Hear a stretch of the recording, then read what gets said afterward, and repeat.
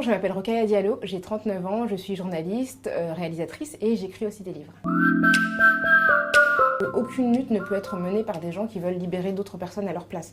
Ça a été le cas pour le féminisme, ce sont les femmes qui se sont réunies en premier lieu pour décider de lutter pour leurs droits. Et je pense que dans l'antiracisme, c'est ce qui existe aujourd'hui.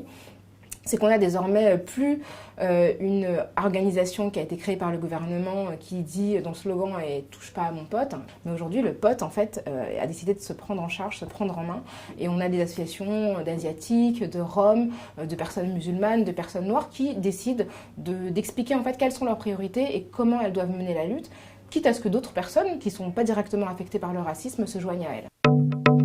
On ne progresse pas tellement dans la représentation des femmes noires. Quand je pense qu'Audrey Pulvar, je pense qu'elle a fait son premier JT en 2004 et qu'on est en 2018 et qu'il n'y a pas tant d'autres femmes noires que ça à la télévision, on peut vraiment les compter sur les doigts d'une main.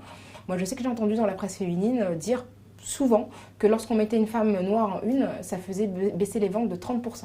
Ça veut dire qu'il y a une partie de la population qui a le sentiment que lorsqu'on met une femme noire en une, le sujet ne va pas la concerner. Donc je pense qu'aujourd'hui, le challenge, c'est que les femmes noires accèdent à l'universalité et que tout le monde puisse se reconnaître dans le visage, dans la vie d'une femme noire. Aujourd'hui, au cinéma, les actrices noires françaises, on n'en voit pas beaucoup. Quand on voit d'un côté qu'il y a Black Panther avec des femmes noires, fortes, avec des physiques vraiment très différents, avec des histoires individuelles.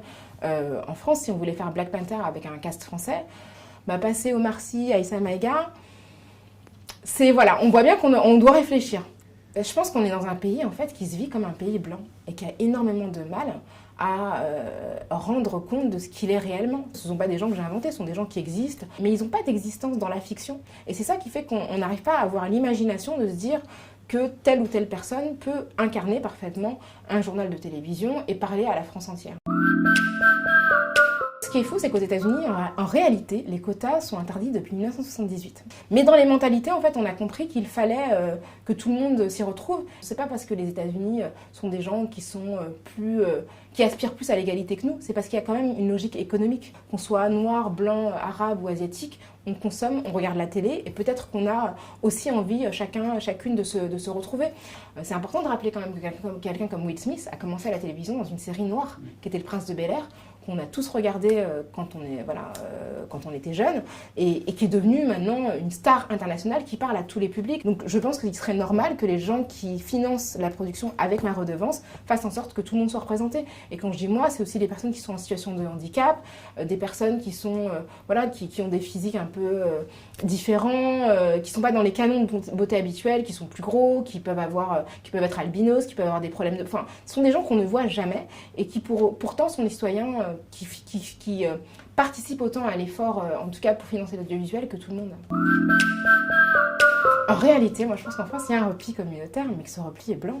Les patrons du CAC 40, les patrons de médias, les responsables politiques, les responsables économiques, ce sont des hommes blancs. Et pour moi, ce sont eux qui sont organisés pour exclure tout le reste de la société des logiques de pouvoir et des logiques de financement. Donc si aujourd'hui il y a du communautarisme en France, pour moi, il est blanc, masculin, hétéro.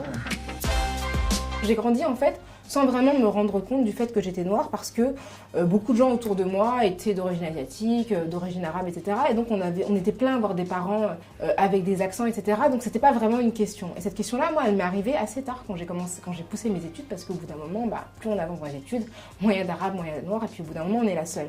Et c'est là que j'ai commencé en fait à voir comment on me voyait. Beaucoup de personnes en fait exposaient sur moi tout un tas de clichés qui n'avaient rien à voir avec ma personne et que finalement moi, Rokhaya Diallo, je n'étais plus dans le regard de certaines personnes qu'une personne noire. Et c'est comme ça en fait que j'ai commencé à me dire, si on croit ça sur moi, c'est parce qu'en fait on n'a pas l'habitude de voir des gens comme moi, notamment dans la fiction. Et c'est comme ça que j'ai voulu m'engager contre le racisme en réalité.